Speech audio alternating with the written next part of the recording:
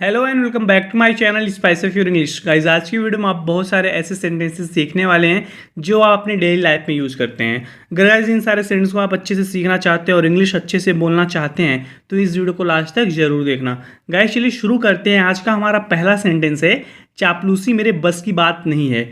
Flattery is not my cup of T. Flattery is not my cup of T. चापलूसी मेरे बस की बात नहीं है। गाइस फ्लैटरी का मतलब होता है कि चापलूसी, और कप ऑफ टी इसका मतलब होता है कि बस की बात। बस की बात अगर आप इसको ऐसे बोल सकते हैं कि चाय की प्याली, बट ये बहुत सारी जगह पे ऐसे ईडियम की तरह यूज किया जाता है। इसका मतलब होता है कि बस की बात होना। जैसे मैं बोलूँ कि ये तुम्हारे बस की बात नहीं है, it's not your cup of T. It's not your cup of T, यह तुम्हारे बस की बात नहीं है। इस तरीके से गाइज आप इस एडियम का यूज कर सकते हैं, कप ऑफ टी बस की बात होना। तो यहाँ पे ये बोल रहे कि flattery is not my cup of T. चापलूसी मेरे बस की बात नहीं है, इसका तो सवाल ही पैदा नहीं होता। It's out of the question. It's out of the question, इसका तो सवाल ही नहीं पैदा होता। It's out of the question. जी चाहता है तुझे जान से मार दूं। I feel like killing you. I feel like killing you, जी चाहता है कि तुझे जान से मार दूं। I feel like killing you. तुम्हारे जूते के फीते बंधे हुए नहीं हैं। Your shoe laces are untied. Your shoe laces are untied. तुम्हारे जूते के फीते बंधे हुए नहीं हैं। Your shoe laces are untied. जगह खाली कर दो। Vacate this place. Vacate this place, जगह खाली कर दो। तो गाइज वकेट का मतलब होता है कि खाली करना। वकेट दिस प्लेस, जगह खाली कर दो। अच्छा होगा कि तुम मुझसे दूर रहो। You had better stay away from me. You had better stay away from me. अच्छा होगा कि तुम मुझसे दूर रहो। गाइज हैड बेटर इसका मतलब होता है कि अच्छा होगा। You had better not mess with me. अच्छा होगा कि तुम मुझसे पंगा मत लो।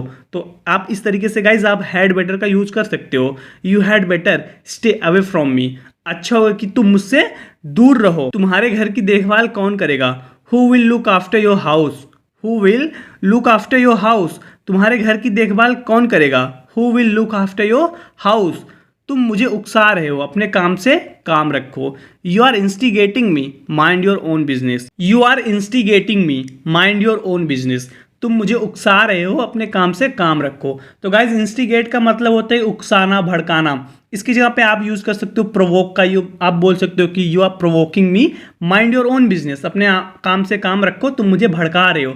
तो गाइज मैंने आप लोगों को बहुत सारे वोकैबुलरी बताए हैं भड़काने का इंग्लिश क्या होता है, जैसे कि प्रोवोक करना, इन्फ्लेम, एग्रोवेट, इंड्यूस, स्टिमुलेट। मैंने बहुत बार आप लोग को ये सारे वोकैबुलरी को बताया हुआ है। तो यहाँ भी ये बोल रहे कि यू आर इंस्टिगेटिंग मी, तुम मुझे उकसा रहे हो, तुम मुझे भड़का रहे हो। माइंड योर ओन बिजनेस, अपने काम से काम रखो। मैं तुम्हारे लफड़े में नहीं पड़ूंगी। I will not get into your matter.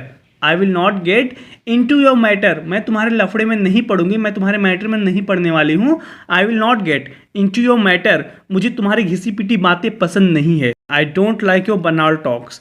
I don't like your banal talks. मुझे तुम्हारी घिसी पिटी बातें पसंद नहीं हैं। तो गाइज बनाल का मतलब होता है घिसी पिटी। आई don't like your banal talks. मुझे तुम्हारी घिसी पिटी बातें पसंद नहीं है। उसे किसके साथ भेजा गया। whom was he sent with। whom was he sent with, उसे किसके साथ भेजा गया। तो गाइज ये पैसिव वॉइस सेंटेंस है। जैसे मैं बोल सकता हूँ कि he was sent with Rahul, उसे राहुल के साथ भेजा गया है। he was sent with Rahul. तो यहाँ पे ये पूछ रहा है कि उसे किसके साथ भेजा गया है। whom was he sent with, उसे किसके साथ भेजा गया है। वह अपनी बीवी के इशारों पर नाचता है। he dances to his wife's tune। he dances to his wife's tune, वह अपनी बीवी के इशारों पर नाचता है। या आप बोल सकते हैं कि वह अपने बीवी के धुन पर नाचता है। He dances to his wife's tune. अगर तुम्हें मार दिया गया तो मेरी बेटी का क्या होगा। What if you are killed, what will happen to my daughter. What if you are killed, what will happen to my daughter. अगर तुम्हें मार दिया गया, what if you are killed, तो मेरी बेटी का क्या होगा। What will happen to my daughter. उसे कोई प्रॉब्लम नहीं है तो तुम्हें क्यों फर्क पड़ रहा है। When she has no problem, why do you care? When she has no problem, why do you care?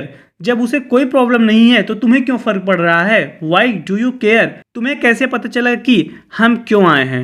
How did you get to know what we came for? How did you get to know what we came for? तो कहने का मतलब है कि तुम्हें कैसे पता चला कि हम लोग क्यों आए हैं। How did you get to know what we came for, मैंने बहुत कोशिश की पर किसी ने मौका नहीं दिया। I tried really hard but no one gave me a chance. I tried really hard but no one gave me a chance, मैंने बहुत कोशिश की पर किसी ने मौका नहीं दिया। No one gave me a chance, मैंने अपने साथ ऐसा क्यों किया। Why did I do this to myself. Why did I do this to myself, मैंने अपने साथ ऐसा क्यों किया। कहने का मतलब ये है इसकी, मैंने अपने आप के साथ ऐसा क्यों किया। Why did I do this to myself, उसने मेरी अच्छाई का फ़ायदा उठाया। He took advantage of my goodwill. He took advantage of my goodwill, उसने मेरी अच्छाई का फ़ायदा उठाया। He took advantage of my goodwill, मुझे पता है वह यहीं कहीं है। I know he is somewhere around. I know he is somewhere around, मुझे पता है वह यहीं कहीं है। I know he is somewhere around, तुम इतने गिरे आदमी को अपना दोस्त कैसे समझ सकती हो। How could you consider such a lowly man as a friend. How could you consider such a lowly man as a friend, तुम इतने गिरे आदमी को अपना दोस्त कैसे समझ सकती हो। तो गाइज लोली का मतलब होता है गिरा हुआ, या आप बोल सकते हैं नीच। How could you consider such a lowly man as a friend, तुम इतने गिरे आदमी को अपना दोस्त कैसे समझ सकती हो। क्या मुझे चुप रहना चाहिए था। Should I have stayed mute. Should I have stayed mute, क्या मुझे चुप रहना चाहिए था। You should have stayed mute, तुम्हें चुप रहना चाहिए था। Should I have stayed mute, क्या मुझे चुप रहना चाहिए था। तुम्हें उसे तो बहुत पहले ही घर से बाहर निकाल देना चाहिए था। You should have thrown him out of the house long back. You should have thrown him out of the house long back, तुम्हें उसे तो बहुत पहले ही घर से बाहर निकाल देना चाहिए था। You should have thrown him out of the house long back, यह आसान नहीं है, तुम मेरी जगह होती तब पता चलता। It's not easy if you are in my place you would know. It's not easy if you are in my place you would know, यह आसान नहीं है। इट्स नॉट ईजी, अगर तुम मेरी जगह होती तो पता चलता है। गाइस ये कंडीशनल सेकंड है। If you are in my place you would know, किसी को पता नहीं चलेगा कि वह कहाँ गायब हो गया। No one will know where he disappeared. No one will know where he disappeared, किसी को पता नहीं चलेगा। No one will know where he disappeared, वह कहाँ गायब हो गया। पैसे ने तुम्हें अंधा कर दिया है ना। Money has blinded you hasn't it. Money has blinded you hasn't it, पैसे ने तुम्हें अंधा कर दिया है ना। Money has blinded you hasn't it, तुम यहीं रहोगे जब तक तुम अपना काम खत्म कर नहीं लेते। You will stay here until you complete your work. You will stay here until you complete your work, तुम यहीं रहोगे। You will stay here until you complete your work, जब तक तुम अपना काम खत्म कर नहीं लेते। तो गाइज आज के इस वीडियो में इतना ही। जरूर बताना कि आपको वीडियो कैसी लगी। अगर वीडियो अच्छी लगी हो तो वीडियो को लाइक कीजिए और कमेंट करके जरूर बताइए। मैं आपसे अगले वीडियो में मिलता हूँ। Till then take care, keep practising and thanks for watching.